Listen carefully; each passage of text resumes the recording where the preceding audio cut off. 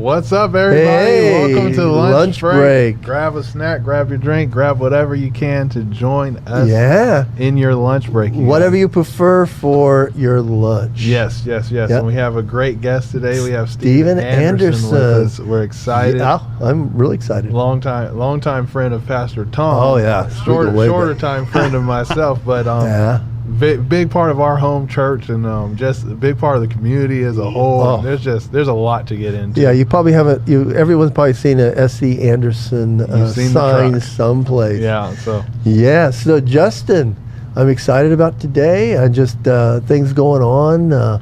Life happens. Yes, there's a lot going on. We have VBS going on at our local church too. So we have VBS. You have like a Bible adventure night. Bible adventure starting here at the Northwest. Cool things happening in that world too. Yeah. So. Your shirt always interests me. I'm sitting here looking at it. And yes, vote. It is always a statement of.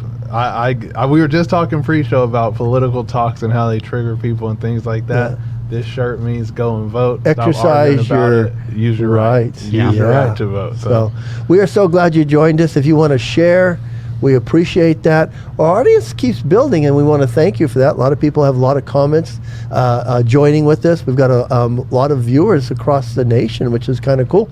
Some even outside of the United States. So that's real cool. We love that you guys jump in and see our shows. If you have comments about us, let us know. Yep. And insight there again. If you comment live, I can see it. We'll try to get to to some of your questions or comments, and make sure you share so we get more people watching. So it's a better experience for us all. We believe in it, and something may be coming around the corner. We may do a Facebook page and give you guys some of the behind-the-scenes stuff. Yes. Yeah. The wackiness that does go on to make this happen. If you guys only knew. That'll be fun to see. Yes, it's fun to be part of. I'd like to have a whole series of Justin's expressions. I get to see them live because your reactions are just priceless. I can't get to, even when someone tries to show, like if a guest will try to show me a picture or something, I literally go, no, let me see it. To right on, because I want to react naturally. It's fun. So how does that work? Because you used to play poker back in the day. So how do you have all these emotions when a poker face is supposed to be dead straight? So, and that's another part. He watches the show, Justin. My poker face wasn't a dead straight. What I would do is just talk to the whole table the whole time, no matter what I had. So if I shut up, one of my tails was shutting up, because I used to in the beginning. I would shut up when I got a good hand. And it was one of the older poker players had to let me know, this is how I know when you have a hand. Because it's quirk. So I learned to just be myself the whole time. So I wasn't quiet and kept a straight face. I would just talk to you, smile to your face, and you wouldn't know. While you're robbing me blind, you're just cleaning me out. I love it. I think that's a big thing, Justin, when you just hit on that, is being yourself. Yes. You got to feel comfortable in your own skin. In every environment. Every environment. Last time I brought the message to the church, and I found more comfort in being myself, and not trying to be somebody else. And I think that's what people really like. Yes. Others, just to be themselves. So you're out there, it's okay to be you, because God said, I formed you intricately in the womb. I made you. Yes. And so finding ourselves, and there's such a big impulse or a desire to look like somebody, recreate something like that. So it's important to be yourself. So. Amen. Well, and it's hard not to become a product of your environment. Oh my gosh, the pressure nowadays to conform or be something like that. I mean, it's just one of those things. Steve, back in our day, when you wore a hat backwards, that was a statement. Remember that? My dad would whack me in the back of the head if I had my bill turned backwards. Nowadays, it's just the way it's done. It's a fashion statement. You wear it sideways, you wear it upside down. Fashion statements are everything nowadays. So that's funny how that has changed. The only time it was backwards is if you were playing baseball and you're the catcher. That was the only time it was only time backwards. it did. And I was never good enough to be the catcher. So last week, with our guest Anthony Galgeza, who is the Bakersfield City Fire Chief that came in. Anthony did a great job. Was stimulated the conversation on the emails was when I dropped the Easter egg that I used to be an ESPN host, and how I didn't appreciate the moment for the moment. So the question came in like, how do you actually go about and change those things? Say if you have something that you wanted to change in your life. I wish I would have appreciated the opportunity I was given to be an ESPN host, not wanting to think that it was bothering me or it was a bother to go do it or take the time out of my schedule. Just the fact it was an honor to be on it. So one of the things they're asking is like, how do you revert back, or how do you change those things? So if you're out there, one of the things that I would say was I have a regret, and I've shared it a lot. I don't have a lot of pictures with friends. I mean, there again, I've worked out with some pretty notable people through the days. I don't have a picture of Arnold and I together. I don't have a lot of pictures of my brother and I. There's one that I do have. The one after I won a major contest, my brother was backstage, so we took a picture. So I have changed my habit, and now I go overboard recording things. My girls will tell you when they were playing tennis or they were in an event, I just take pictures all the time, and they're like, "Hey, Dad, don't do that." That's kind of, I just. But it was kind of funny because after I would take them, they would always come home and they go, "Hey, could you send me the pictures you took?" So I knew it was important too, but I just felt it was I went out of my way to make up for that. And so maybe I went too far overboard, but I did. I just started saying, hey, pictures are important to me, so I'm going to start taking more of those with friends and family and things like that. Yeah. So that was one way that I kind of spun out of it. For me, it was I was in a very party life, and of course I was either high or drunk most of the time. I spent time with people, so I have a lot of friendships. Even to this day, a lot of people know me by my old nickname. I'm not gonna share what it was. Oh, okay, I'll share what it was. I think I gotta share it. So my old nickname was Jumbo. It's even in it's one of my aliases. The Bakersfield Police has it as one of my aliases because that's what I was arrested as, which is funny. But do you have to put that down when you sign things now and like buy a house and it says aliases? You have to put Jumbo down. I stopped doing it because my record's like actually clean now. Cause I got like some things expunged, and like I don't think it's attached to me anymore. It's just the old life that I live, so I don't write it down. I don't know if I'm supposed to. Well, I'll find out one day. But let's hope you don't find out. But so you dropped an Easter egg today. Yeah, and because someone called me at church the other day because they talked to one of my old friends. I went, oh, you know some stories. And I was like, oh, anytime someone mentions that name, I'm like, that was a different me. So with that being said, I was always drunk, didn't value any relationships that I made. I had tons of acquaintances that I called friends, but never got to a deeper level to get to know them. And now I have friends that went to prison, got arrested, died in car accidents, committed suicide, tons of them. And I just wish I could have opened up myself more to them and cherished those friendships and put time into those friendships like I do now. If someone's in my life, or mainly I'm learning with volunteers, volunteers, and like you can get to know them, make sure you're at least an ear for them and you hear where they're at instead of just what they can do for you and just or worrying about the moment or the future, but actually living in the moment with people and getting to know them and getting to know their struggles and being vulnerable enough to share your struggles with them. Yes. That's the great thing, Steve. And I do a Bible study on Tuesday mornings, and it's part of it is being vulnerable. And that wasn't easy for me to do, when I was in an environment where it was all selfishness. Yeah. It was all self-induced. It was all what can I get for something? So having relationships is super important to me now. So that's something Christ had to soften my heart and make me open enough to be vulnerable, because I still struggle with it now. I think all men struggle with just straight up sharing your feelings. It's not easy, but it's definitely easier now that Christ has like slapped us with humility a little bit. You know what I mean? Yeah. That we know that we have to be humble and have to be open and share our struggles. So it's changed my life. It helped me get through things. Yes. Makes you more relatable. Yeah. Well, it helps in your marriage. That's for sure. For sure. Yes, it does. So what about you? We want to hear from the guests. That could be a really long list. But I would say enjoying the moment, as you'd mentioned before. One of the hobbies that I occasionally get to do is race sports cars. I know, I love that. A lot of times what happens is when we grid the cars, you may be sitting in the car for a half hour before the race starts. And so rather than enjoying the moment and sitting back and just saying, hey, I'm at a racetrack, I'm thinking of what do I got to do on Monday? You know, and that's the whole point of having a hobby is to get away from that. Yeah. And what do I got to do here? Oh, we got to load the trailer, or we just did all this work on the car and I don't want to tear it up. The guy next to me is an idiot. I got to get away from him as soon as possible. So it's hard just to push back and go, you know what? I'm here. I'm at a racetrack. I'm doing what I enjoy doing. And so it's funny because we have in-car video, and one team that I race with actually broadcasts it. And so I started a race at Road Atlanta a year ago, and they came on the radio and they said, are you praying? And I said, yeah, I'm praying. I'm praying because I'm just giving thanks for being here, and I'm praying for the officials to be safe and the volunteers and the racers, that there's no accidents. And oh, by the way, we want to win. So that's kind of the way I try to get in the moment and just go, okay. I love that, Steve, because that's real. It's kind of in the moment, and it's something you do anyways, and you're doing it, and it happens to be on camera. Well, I love that. It's funny because I said, look, praying right now before the race starts, it's okay. If you hear me praying going into a corner, that's when we have a problem, right? That's the one.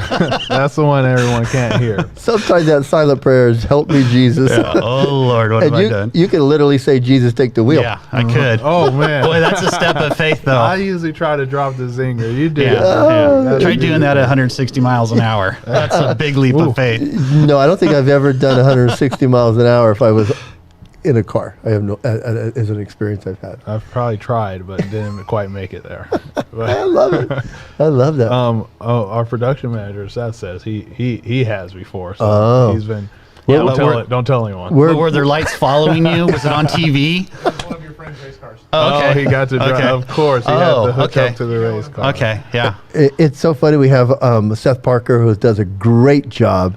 Amazing producer, and we have Mike Harvey with us today.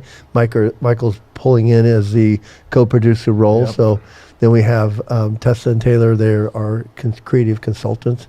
We have a team behind us. I love it. It is. I like it. It's very impressive, very professional, and very impressive. So at our we have a production meeting. Speaking of behind the scenes, you guys, we have a production meeting with each guest before we come on. We don't talk about what we're going to actually say, but we just format it a little bit. And during that, we always prep our guests with the question that I'm going to ask.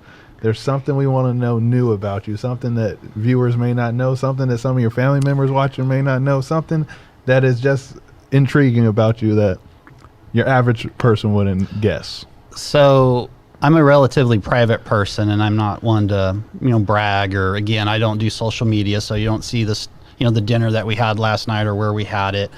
But that's not always bad, Steve. But my inner family obviously knows this, but I've been a diehard Kiss fan.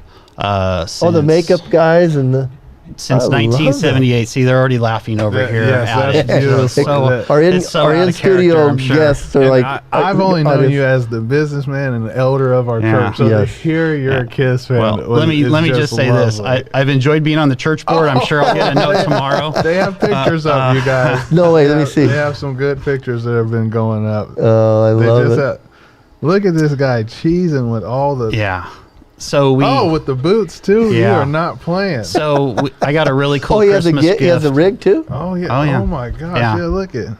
You're a true fan too. That's You're Gene not Simmons right there. So my parents. Did you ever go anywhere with the makeup on? No, yes, that's my question. No, You've never. First of all, I wouldn't know how to do that, and I would. Let me tell you something. I would if I could, and if I knew how to do it, or my wife would help me with it. I'd be all in. Okay, because Tracy, it's even better. We have a task. So, yeah, it's funny when you go to those shows, because I've actually gotten to take each of my kids to a show separately, and my son who lived. We went to Atlanta, and at the time I think he was living in Denver. And he'd never been to a show like that. And we ate dinner next to the arena, and he started watching the people walking in with the makeup and the full outfits and the tall boots. That was half the fun of the show, was watching his eyes. And then same with my daughter when she got to see him in LA, is just looking at them and then looking at me, trying to understand what's the connection. Yeah, what is wrong with you? Like, what is this? Okay, I love that stuff. I'm going to drop this really quick. So we moved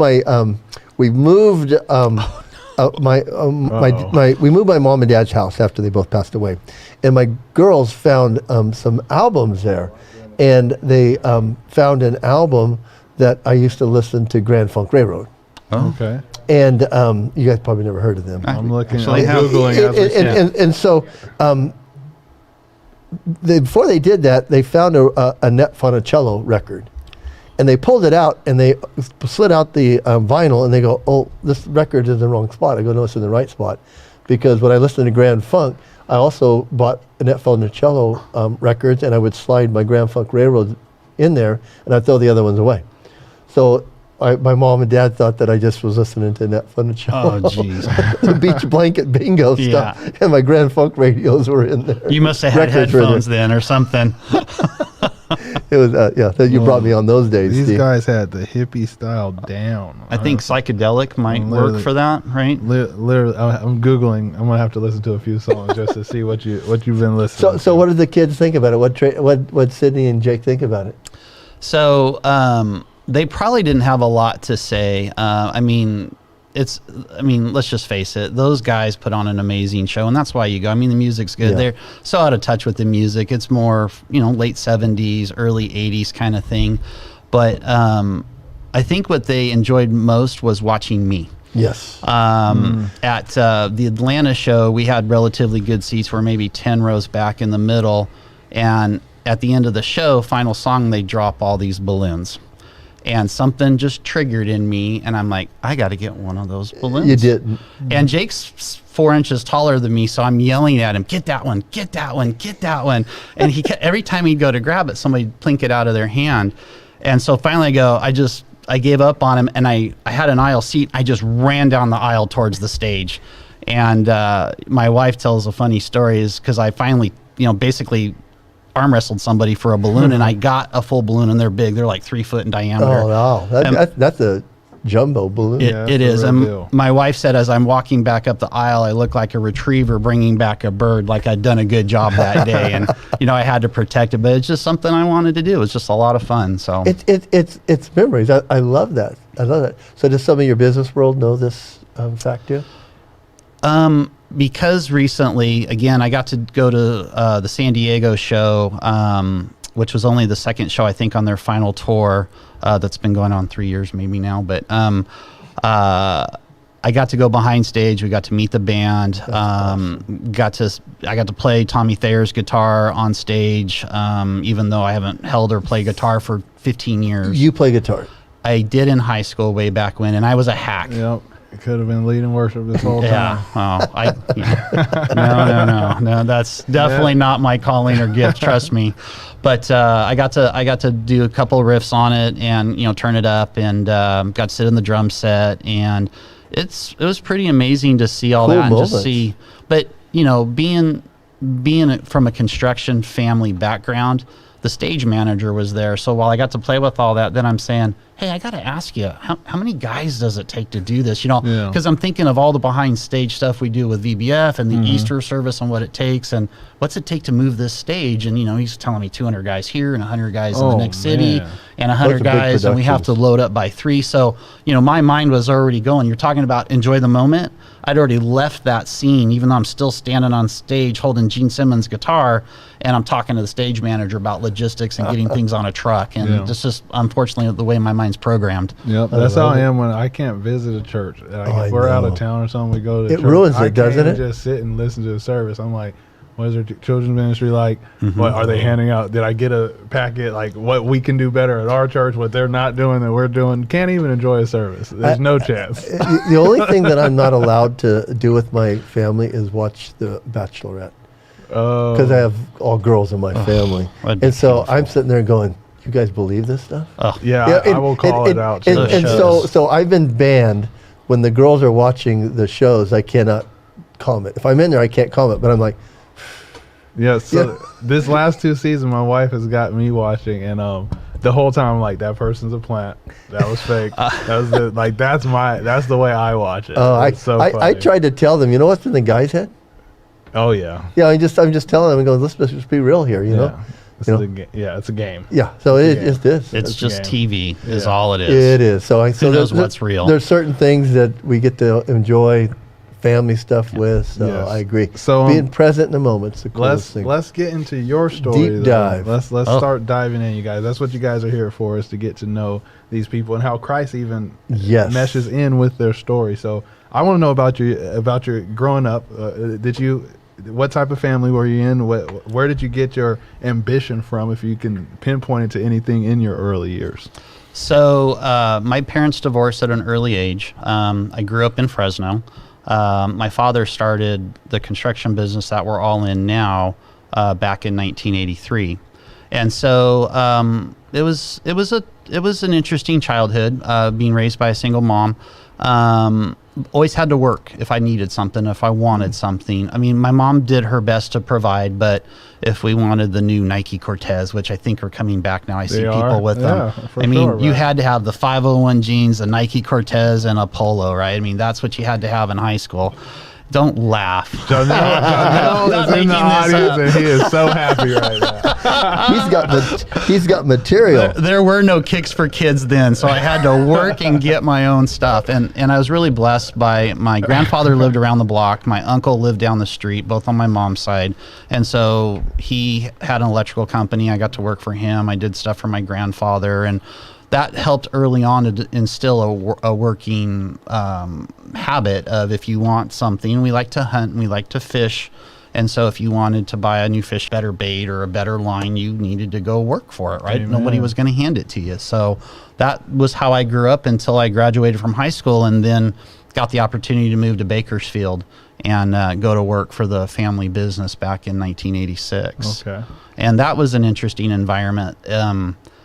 First day on the job, my dad said, you see that guy right over there? And I'd say, yeah, that's the plumber. He said, he's your boss. He can fire you. It's okay.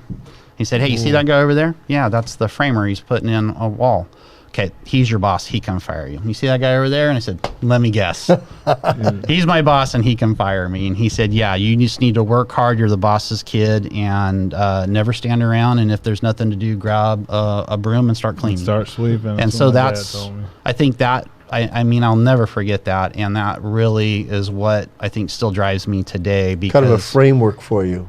well, it is. And it's funny, you know, you go by J2 and I'm Gen 2, right? Even though my father, I was very young when I joined the business, and the business was in its first year, actually third year, excuse me. I don't feel like I'm a second generation. I'm kind of 0.5 or somewhere in between there, but that's what drives me is I don't want anybody to ever say, oh, you were given You're this, or Steve Anders. yeah.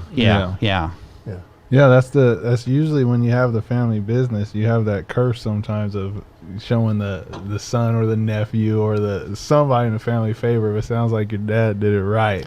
The exact opposite. He put down the law the day that it happened. Yeah. Do you find that helped you, Steve? Oh, for sure. I'll give you another example. I have a college degree from Cal State. There you go. Here in town. There is no way on this earth I would have that degree if it wasn't for his size 11 boot, because it was planted squarely in my behind.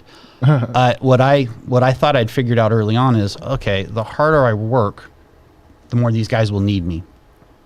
My dad caught on to that relatively quickly when the guys were all asking me to be on their jobs. And he finally came to me and said, I know what you're trying to do, and you need to stay in school. You're not going to be the best employee here. And by the way, if you don't graduate by this day, you're just not going to have a job here anymore. So I was truly motivated. Incentive. It was a big incentive. Yeah. If you want to continue to work here, you need to have a degree. Well, this guy doesn't have a degree. Doesn't matter. You have to have a degree if you want to work for this company.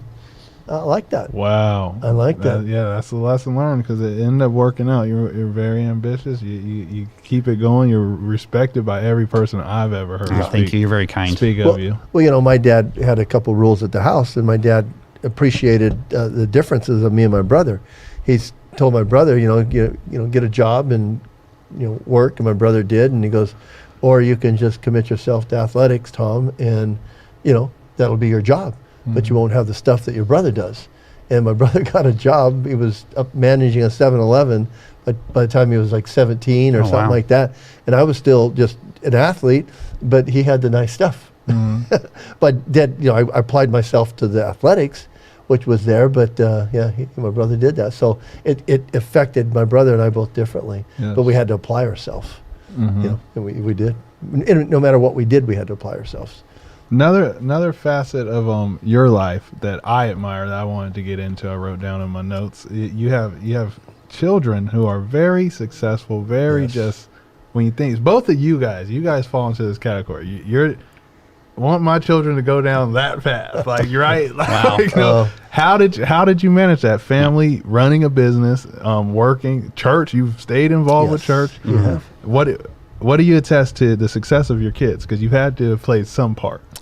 I don't know how much time we have. I'm kidding. He's all I can talk all day He's about. pointing this at one. Tracy. Yeah. So that's exactly That's what what I I was do, going to Tiffany. say is if it weren't for my wife, there's none of that would have been possible. I was very career minded, and you talked earlier about regrets. Not regrets necessarily, things you could do different. Just I mean, do different. when I was younger, running work out in the field and building buildings here in town was very focused, and that job And- came first, and you no have to matter what. sometimes. But when you're working with people in the community, I was too young to know any better, and it was, this is the way it's going to be. I'm in charge, and you're going to work this Saturday. I don't care. You were supposed to be done yesterday. You didn't get done. Doesn't matter what you. And my wife, thank God for her when the kids were very little. I mean, I've worked literally all over the world for You our have. company, and I've been very fortunate. But that rock and that stability was provided by my wife, and I think being a product of a divorced family, and I mean no disrespect to that, but I worked really hard. My wife works harder than I do because she has to tolerate me, but my mindset is that this is my wife for life, right? Yes. Yeah. And quite honestly, it wasn't until I was saved. I married a preacher's daughter of all things, right? I love that. And I'm sure PK. I didn't know Tracy was a I didn't PK know. for a and while. so I'm sure her father tried to pray me out of her life. I'm sure he did. If he's doing it right. Well, and trust me, he Every was. guy. I have stories. Pray him out. I have stories for that too. But I clearly must have been part of God's plan Exactly. because Irving, my father-in-law, is a very godly man, and is. and so by the grace of God, I was allowed into their family, and we've just worked really hard at focusing on each other, husband and wife. And then early on, we lifted up our children to God, and we said, "Look, God, their children are really yours, right? We're just simply here to raise them. Speak to us. Keep us safe, keep us healthy." And the kids, I mean, they'll tell you. I mean, they probably didn't always feel like they were first because my job is to provide for the family. My wife and I made a decision early on that she was going to be a stay-at-home mom, and so she's made huge sacrifices too, right? She gave up her career in the medical field, and she has. I mean, between us, I think we just really been blessed. God has been in that, and that's why I think our kids are the way they are. Was funny. I was just with my daughter this weekend and some of her friends from school. We talked about spankings, and all these girls were telling about how many times they got spanked. And I looked at my daughter, and I can't think of once that she ever got a spanking because all I had to do was raise my voice, and that was it. Usually works. That was it. So we never had to heavily discipline our kids. They were just good kids out of the box. And I think I give all the glory to God on that. Well, I think sometimes as you do that stuff and you training them up in the early years and being consistent, it helps do that. I mean, that was something my wife and I decided to do with my two girls, is just be consistent with them. Let them know the expectations. We talk about it all the time. I was always having high expectations once they did something, joined something, a club or a sports. So you got to see it through. So they were always careful on what they chose to do because I was like, hey, do your best and make a contribution. Yeah. And so those were things that was always expected of them. And my daughter, we talk nowadays, she's like, it started to get to them. Like when they joined swimming, it was like, we got to finish the season. Yeah. So, and that was just the way I was born and raised too. And I just said, hey, just commitment's commitment. I've always felt that way. And so my girls always realized once they started something, they didn't have to go back and do it again. Right. But we just wanted to see them complete something Yes, and do their best in something. That's all I ever asked of them. I mean, I just know the girls always excelled and there was competition between them. And I always said, hey, I love you for who you are. Just that's the good. things that we did. For sure. I want to continue because I don't want to run out of time fast. I want to know at which point did God become, everyone has that moment where God became God to them. Some people found him early. Some people, like myself, was wild and then found him. When did you really dedicate yourself to Christ? When did that relationship start, and how? You know, it's funny because I'm, in our Bible study on Tuesdays, and I'm also in a journey group where I have to give my testimony. We're just about getting to that point. And, pre-show, you were talking about some things in your testimony. I don't feel like I have a testimony. There was, for me, early on, I got saved, and my father-in-law, I'd ended up with a medical issue, and that was really the first time I came to God and was saved. That's a big one sometimes. It is. But I'll tell you, it's just really weird for me. I can't give you that distinct aha moment. I can tell you lots and lots of God stories that had confirmed God is in my life. But for that, thank God I haven't had that monster medical scare or major issue in the family.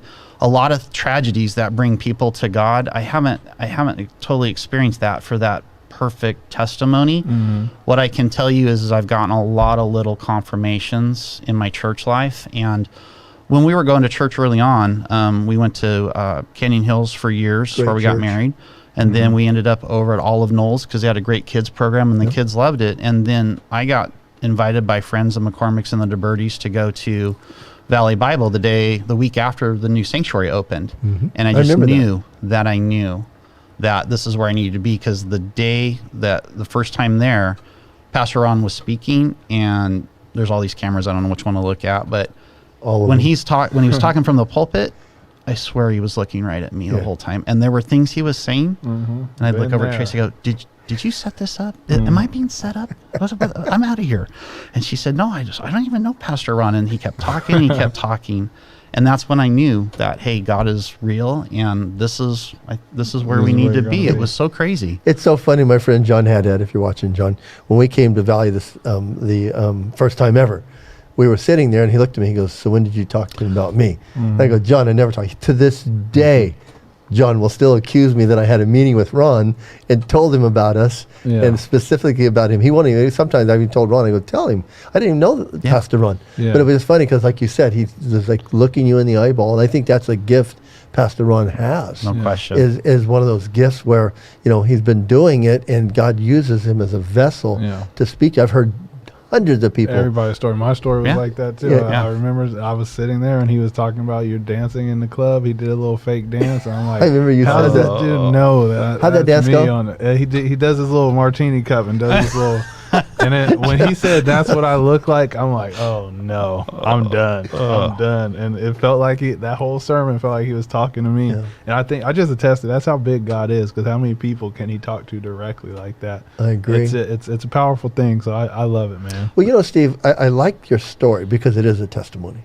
Because I know you, and I'm blessed to know your family, and you have been consistent. And I think being consistent with your faith as you're walking through things, I always tell my girls that too, because mine's a pretty dramatic conversion, and theirs has just been consistent through the years. And I think that testimony sometimes need to have a broader influence than the ones where you've just been living just ungodly and all of a sudden you're living godly. But people who are living that consistent life, there's a lot of power in that. There's a lot of power in that. And I like that we've attested to your godliness. We all know you as a godly man. Hopefully the audience is catching on to that, how you've walked with them through it, and you involve them in every aspect. I want to go back to your business a little bit. What do you, explain a little bit what you do for a living. And you mentioned that you travel all over, because it is an international at the end of your thing or something? It is. So explain that to people, because I kind of want the audience to know that, hey, okay, godly man goes to church, but look what he does for a living. You don't just have to become a pastor and to stay godly. Like, you can be part of the world. One of the things I know how to track. Christian. One of the things I know how to track, Steve, is what's happening in the United States. If there's like a hurricane or or a tornado, I'm like, oh, Steve will be traveling there by. Yes.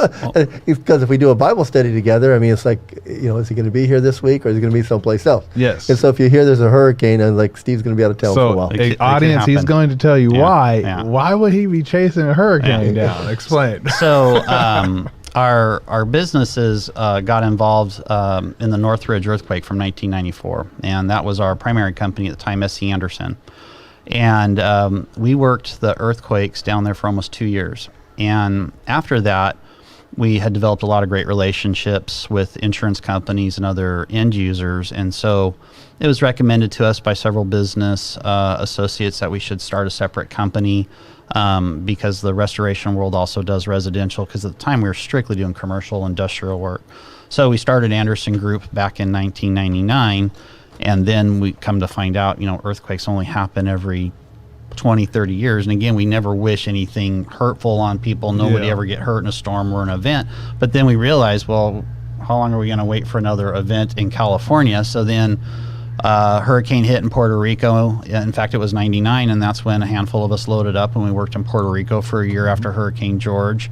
And then in 04, when all those hurricanes hit Florida, 05, I believe, was Katrina. I mean, it could go on and on and on. In fact, what's funny is Mike Harvey will attest, when him and I were serving together doing the marketplace venue, there were a lot of Sundays. There were a lot of Sundays where I'd say, hey, I got to go. I got to be in New Orleans this week, or I got to be in, Orlando this week. We were really fortunate that we developed relationships with national customers that were the end user, the decision maker. So it wasn't as though we had to go after an event and market work and be like a carpetbagger just showing up.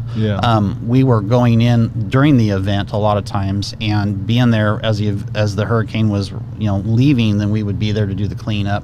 We've done tornado work, obviously California wildfire work. So unfortunately, in our line of work, we follow the disasters because that's where the work is, and thank God they don't happen close to home very often.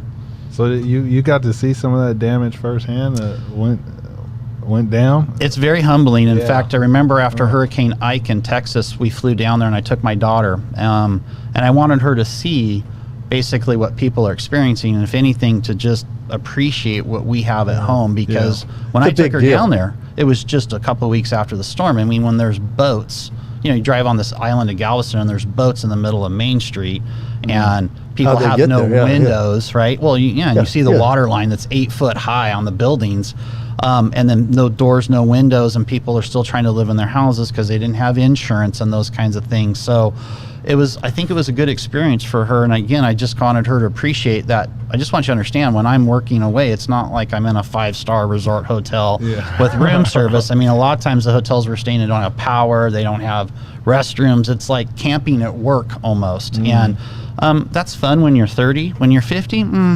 it's not as fun. I'll tell you that. I like that. But it's still that, once again, I think it brings it to a theme that we found with a lot of our business people too. When you're doing it for a purpose, it changes the work that you're doing, because I can imagine you can go in and do that and work hard and grind because you're helping people too. You're not just making money, you are helping restore something. I think it's a huge part of looking for what we do for a living. So that's cool too. Steve, tell our audience a little bit how you got into the hobby of race car driving. Yes. Because that's something that, you didn't get brought up in that family. No. You just kind of did it. Yeah. So just very quickly, we talked about, growing up, if I needed something or wanted something, I had to pay for it. So luckily I got a job. Back in the day, young people won't know this, but there were full service gas stations where you pulled up and somebody came up. I tell my kids out, they're like, what? Unless you go to Oregon, I think they still have a state law where they fill you up. But we'd come out with rags in our pockets and we'd wash your windshield and we'd fill your car up with gas and we'd dump your ashtray while you're sitting there smoking, getting, we're gassing your car and they're throwing their cigarettes out the window, right? They've gotten lazy. And so we would do that, and it was a full mechanics bay as well. So I just developed a passion for cars. I love that. And quite honestly, organically. Yeah. And I had to work on my own car, and I was the guy in high school with 3 cars. I mean, who does that, right?